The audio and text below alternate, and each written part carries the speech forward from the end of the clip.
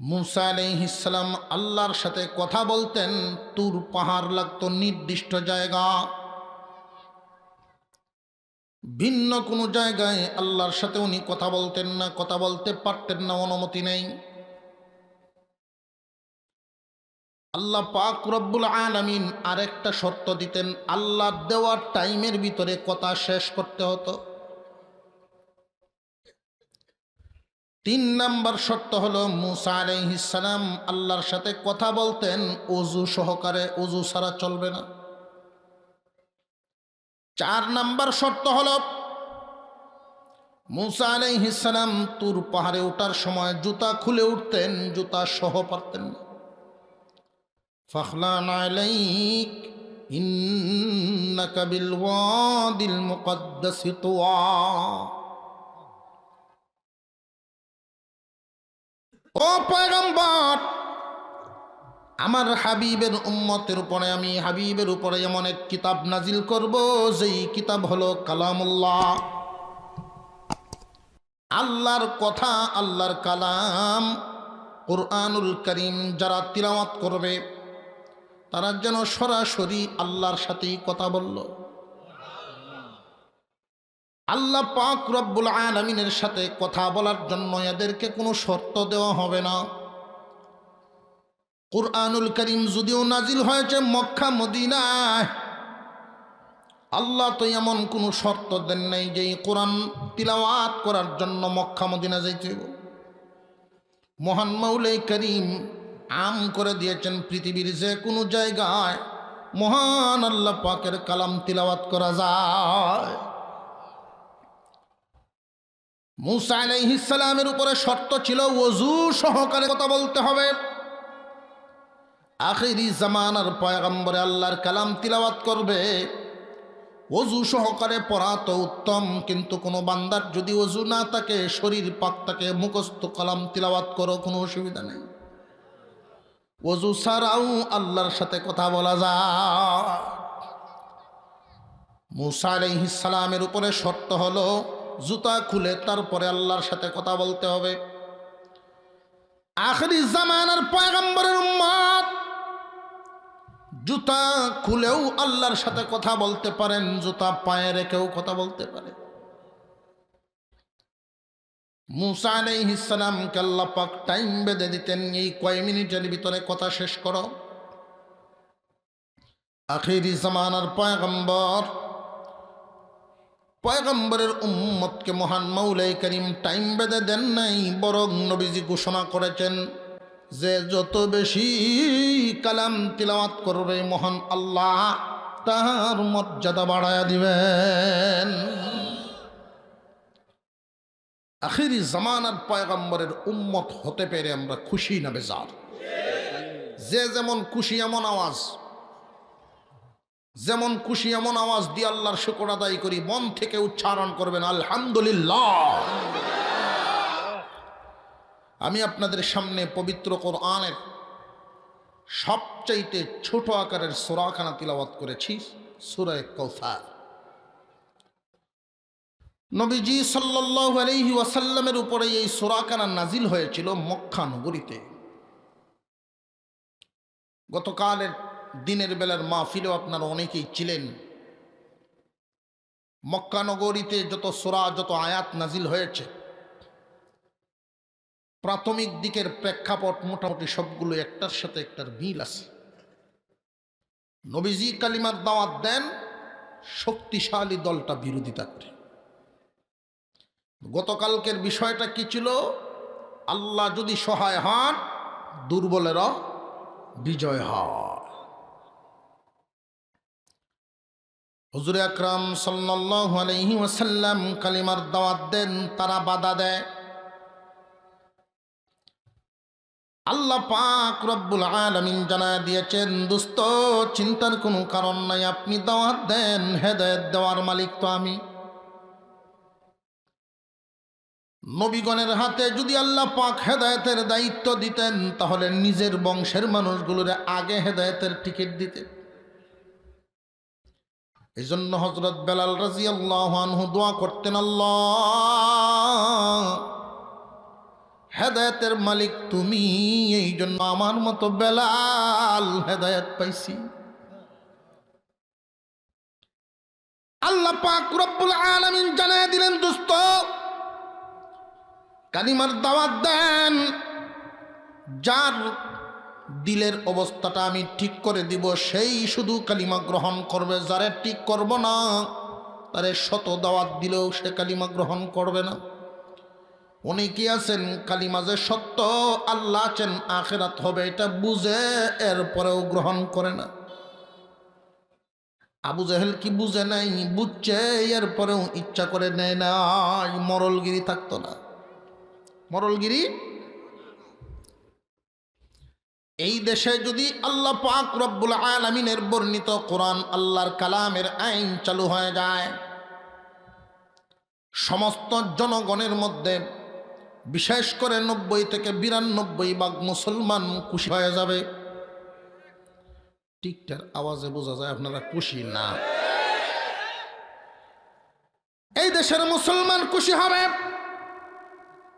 আমাদের বিশ্বাস, কোরআনের আইনে যদি দেশ চালায় তাহলে ভিন্ন ধর্মীরাও কোরআনের ছায়াতলে শান্তিতে থাকতে পারে। কুরআনুল কারীম কোনদিন এই আদেশ দেয় না কারোর স্বাধীনতার উপরে হস্তক্ষেপ করো, বরং কোরআন তো বান্দাকে, আল্লাহর বান্দাকে এই কথা বলে, কেউ যদি মূর্তি পূজা করে তাহলে কারোর মূর্তিকে তোমরা গালি দিও না। কেন জানো নি? তুমি যদি তার মূর্তিকে গালি দাও তাহলে সে তোমার আল্লাহকে গালি দিবে। মূর্তির তো রূহ নাই, কারোর ক্ষতি বা উপকার করার ক্ষমতা নাই, কিন্তু তুমি তার মূর্তিকে গালি দিয়া আল্লাহরে গালি শোনায়ও না। কথা বুঝে? মূর্তির কোনো ক্ষমতা আছে কারোর ক্ষতি করা, কারোর উপকার করার? মুসলমান ইমানদার ভাইরা আমার, আপনার আমার পয়গম্বর সাল্লাল্লাহু আলাইহি ওয়াসাল্লাম কালিমার দাওয়াত দেন, কালিমার দাওয়াত দেন। বেশিরভাগ মানুষ এই বিরোধিতা করে। এর মধ্যে আবু জেহেল 1 নম্বর। সে বুঝে যে কালিমা সত্য, কোরআন সত্য, মুহাম্মদ নবী সত্য, এরপরেও গ্রহণ করে না, কারণ মরলগিরি।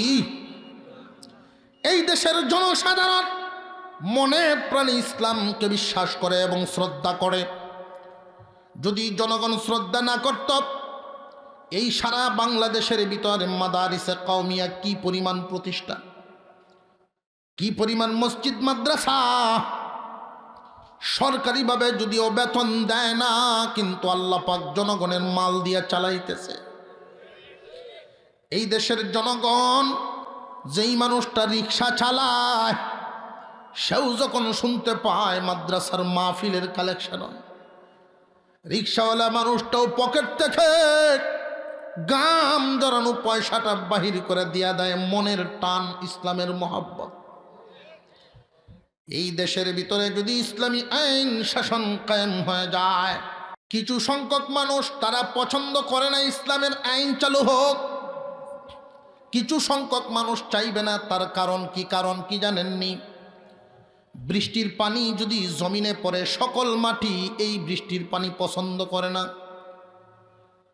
এই বৃষ্টির পানিটা পড়লে অনেক মাটি আছে, বৃষ্টির পানির দ্বারা সে গর্ভবতী হয়। এই মাটির থেকেই আবার গাছ গজায়, ওইখান থেকে এই গাছগুলো প্রাণীরা খায়। কোনো গাছ গজায়, কাঠ হয়, মানুষের লাকড়ির কাজ লাগে। কোনো গাছ গজায়, ওই মাটির থেকে গাছ গজাইয়া ওই গাছগুলো বিশাল আকার হয়, ফল ফ্রুট হয়ে যায়। বৃষ্টির পানির মাধ্যমে জমিনের উপকার আছে না নাই? আরো জোরে কন। এই জমিনের কিছু মাটি এমন আছে, বৃষ্টির পানি গ্রহণ করবে কিন্তু তার দ্বারা কোনো লাভ হবে না। যেমন বালু, মরুভূমিতে বৃষ্টি পড়লে গ্রহণ করতে পারে কিন্তু সে কিছু দিতে পারে না। আরো জোরে কার। সে শুনে ঠিকই কিন্তু তার কোনো লাভ। আর এমন কিছু মাটিও আছে, কোরআনের মতো করে এই বৃষ্টির পানিটা যদি এই মাটিতে পড়ে তাহলে সে তো গ্রহণ করতে চায় না, গ্রহণ করার পরে তার আগের অবস্থা পরিবর্তন হয়ে আরো শক্ত হয়। যেমন সিমেন্ট, আর জোরে কর। মানুষের মধ্যে কিছু মানুষ এমন আছে আল্লাহর কালাম শুনলে পরে তার ফায়দা হয়। কিছু মানুষ এমন আছে না নাই? আল্লাহর কালামকে মনে প্রাণে শ্রদ্ধা করে। মানুষ তো তিন প্রকার, জমিন যেমন তিন প্রকার বললাম, মানুষের মধ্যেও তিনটা ভাগ আছে। এক প্রকারের জমিন বৃষ্টির পানি পাইলে পরে নিজেকে দামি বানায় নিতে পারে, তার থেকে ফল ফ্রুট শাক সবজি হয়। আরেক প্রকারের মাটি বৃষ্টির পানি গ্রহণ করে ঠিক, কিন্তু কোনো ফায়দা নেই, যেমন মরুভূমির বালু। আরেক প্রকারের মাটি বৃষ্টির পানি গ্রহণ করিয়াও সে ফায়দা তো দেই না, বরং আরো শক্ত হয়ে যায়। মানুষের মধ্যেই তিন দল মানুষ। একদল মানুষ এমন আছেন, কোরআনের বাণী শোনার ফলে নিজের মধ্যে অনেক পরিবর্তন আসে। কোরআনকে সে গ্রহণ করে লাভবান হওয়ার জন্য, ফায়দাবান হওয়ার জন্য। একদল মানুষ কোরআন শুনে ঠিক, কিন্তু গ্রহণ করে না। কোরআন শুনে ঠিক, কিন্তু এই কোরআন গ্রহণ করে না, ফলবানও হতে পারে না, মরুভূমির বালুর মতো। আর একদল মানুষ আছে, কোরআন শুনছে ঠিক, গ্রহণ তো করেই না, বরং কোরআনের বিরোধিতা করে। মুসলমান ইমানদার ভাইয়েরা আমার, মক্কা নগরীতে একদল মানুষ কোরআনের বিরোধিতায় লেগে গেল। আল্লাহ পাক জানায় দিলেন, দোস্ত চিন্তার কোনো কারণ নেই, ভাবনার কোনো কারণ নাই। কালিমার দাওয়াত দেওয়া আপনার কাজ, গ্রহণ করানো আমার কাজ। আবু জেহেল জানে ঠিক ইসলাম সত্য, এরপরেও মানে না। মূর্তি একখান কান্দলিয়া ফদ দিছে, এক জায়গায় যায়। আবু জেহেল একটা গাছের সাথে হেলান দে থইয়া জরুরত সারতেছে, পেশাব করে। বেদ তুমি যে কুকুর, এটা করতে আইছে। কুকুরের কাজ তো উঁচা জায়গা দেখলে, গাছ দেখলে, জোর দেখলে ট্যাংরা একটু তোলা দেয়, দিয়া হে তার কাম করতেছে, পেশাব করতেছে, সরসর একটা আওয়াজ হইতেছে। আবু জেহেল চিন্তা করে, কি ব্যাপার, আমি পেশাব করি সামনে, আওয়াজ হয়ে ভিসে, ঘাড় ঘুরাইছে, ঘুরায় দেখে তো ব্যাগতিক অবস্থা, কুদার উঠে কুতায় মুছে উঠছে, কোন রকম যারা জোড়া দিয়ে উঠতেছে। উঠে আমার না কোনো ফায়দা দিতেই পারো না, একখান তো আরেকখান আটটা যাইতে পারো না, কুলো হিরে তোমার নেওয়ান লাগে। কুত্তায় যে পেশাব করছি নিজেও ফিরাই তারলা না। আবদুল্লাহর হুত মোহাম্মদের যা কয় মনে হয় এটাই ঠিক, তোমার তো কোনো ভাবার নাই, বুঝলিস? তুই এই কথা আমি জনগণরে কই কেমনে? জনগণরে কইলে তো দল বান্ধে যাইব, তখন আমার মাতবরি আর থাকতো না। কথা বুঝাইছে? মরল করি থাকতো না। ওরা কালিমার বাধা দেয়, আল্লাহ পাক কালিমাকে সাহায্য করেন। দিন যত যায় কালিমাওয়ালা বাড়ে, দিন যত যায় কালিমাওয়ালা বাড়ে। মুসলমানের উন্নতি, মুহাম্মাদের উন্নতি, শত্রুর উন্নতি। আর একজনের ভালো লাগবো, আরে জোরে কর। যেই সূরা কেন আপনাদের সামনে তিলাওয়াত করলাম, সূরাতুল কাউসার। এই সূরা কাউসার শুনতে শুনতেই সবার মুখস্থ হয়ে যায়। ইন্না আ'তাইনাকাল কাউসার ফাসাল্লি লিরাব্বিকা ওয়ানহার ইন্না শানিআকা হুয়াল আবতার। এই সূরা কেন আপনার আমার নবীর উপরে নাজিল হয়েছিল একটা ঘটনার প্রেক্ষিতে। কুরআনুল কারীমের ভিতরে 114 খানা সূরা, 112 খানা সূরার ভিতরে বিভিন্ন দিকের আলোচনা করেছেন আল্লাহ পাক। কিন্তু দুইটা সূরা এমন, দুইটা সূরার মধ্যে দুইজনের আলোচনা হয়েছে। একটা সূরা, সূরা ইখলাস। আল্লাহ বলেন, এই সূরা ইখলাস তো আমার বৈশিষ্ট্যের আলোচনা, আমার গুণাবলী বর্ণনা করা হয়েছে। ও দোস্ত আমার, কুরআনুল কারীমের ভিতরে আমার গুণ কীর্তনের জন্য মুস্তাকিলভাবে আলাদাভাবে একখান সূরা নাজিল করলাম, সূরা ইখলাস। আপনার গুণ কীর্তন গাওয়ার জন্য একখান সূরা নাজিল করলাম, সূরা কাউসার। এজন্য অনেকেই বলেন একখান হইল আল্লাহর নামের সূরা, আর একখান নবীর জন্য সূরা। আপনার আমার নবীর শান বর্ণনা করা হয়েছে এই সূরাতুল কাউসারের মধ্যে। এই সূরা কেন নাজিল করা হলো, কারণটা কি? মুফাসসিরিনে কেরাম ঐতিহাসিকগণ বর্ণনা করেন, যখন কালিমার আস্তে আস্তে উন্নতি দেখা দিল, শত বাধা দেয় কিন্তু মানুষকে ফিরাইতে পারে না। আপনার আমার নবীর চেহারা এত সুন্দর চেহারা মুবারক, কেউ কেউ তো নবীজির চেহারা মুবারক দেখেই মুসলমান হয়ে যায়। অনেক মানুষ আল্লাহর কালাম শুনে মুসলমান হয়ে যায়। কিছু মানুষ বিশ্ব নবী রাহমাতুল্লিল আলামিনের নীতি আদর্শ দেখে মুসলমান হয়ে যায়। হুজুর সাল্লাল্লাহু আলাইহি ওয়াসাল্লামের উন্নতি দেখা কাফেরদের ভালো লাগে না, কাফেরদের ভালো লাগে না। দেখবেন শত্রুর যদি উন্নতি হয় তাহলে আরেক শত্রুর ভালো লাগে। আরো জোরে কর। যদি তার কোনো দোষ না উফায় এর পরেও কিছু কইয়া ছাড়ব, কেন? মনের জ্বালায়। জোরে কর।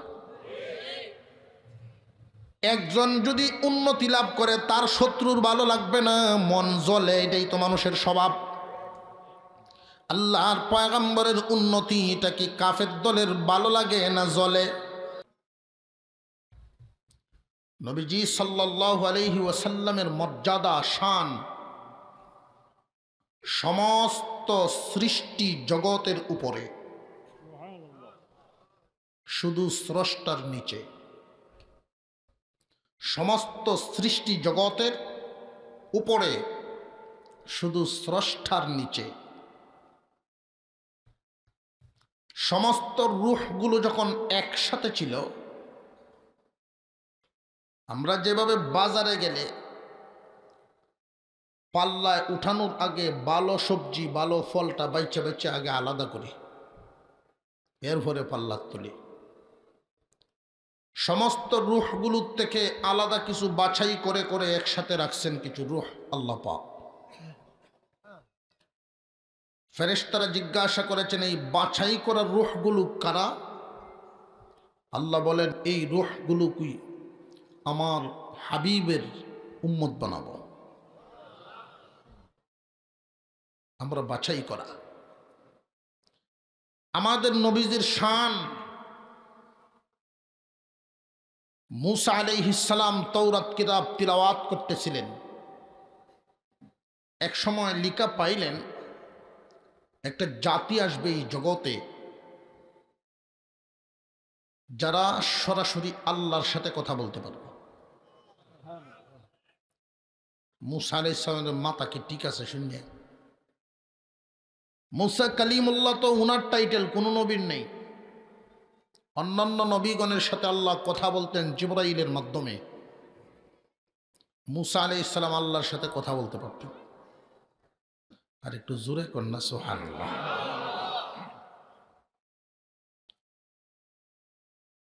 মুসা আলাইহিস সালাম জিজ্ঞাসা করেন, আমি ছাড়া আরো কেউ কথা বলতে পারবে?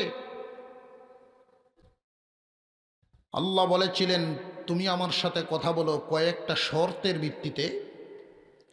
তারা তো কথা বলবেই বিনা শর্তে।